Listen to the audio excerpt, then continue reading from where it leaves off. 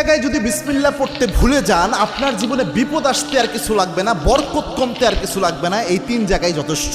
খুব মারাত্মক একটা বিষয়। বিসমিল্লাহ তো মোটামুটি সব ভালো কাজের শুরুতেই পড়া হয়, তবে সব জায়গায় ভুলে গেলেও এই 3 জায়গায় মিনিমাম ভুলা উচিত নয়। তার মধ্যে 1 নাম্বার যেটা, এটা আমি সবচেয়ে গুরুত্বপূর্ণ মনে করি, সেটা হচ্ছে বর্তমান পরিস্থিতিতে এটা হচ্ছে আপনার বাথরুমে প্রবেশের শুরুতে বিসমিল্লাহ পড়া। অনেকে বলতে পারেন হুজুর বাথরুমে ঢুকবেন আবার বিসমিল্লাহ কিভাবে? বাথরুমের শুরুতে তো আমরা আল্লাহুম্মা ইন্নী আউযু বিকা মিনাল খুবসি ওয়াল খাবাইস পড়ি, এটা না আমরা পড়ি। হ্যাঁ, এটার ব্যাপারে আল্লাহর হাবিব সাল্লাল্লাহু আলাইহি ওয়াসাল্লাম জানিয়েছেন।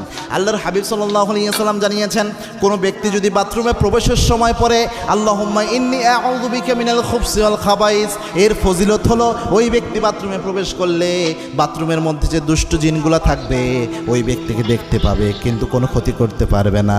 কিন্তু কোনো ব্যক্তি যদি বিসমিল্লাহ লাগিয়ে দিতে পারে, বিসমিল্লাহি আল্লাহুম্মা ইন্নী আউযু বিকা মিনাল খুবসি ওয়াল খাবাইস, এই বিসমিল্লাহ সহ যদি দোয়াটা পড়তে পারে,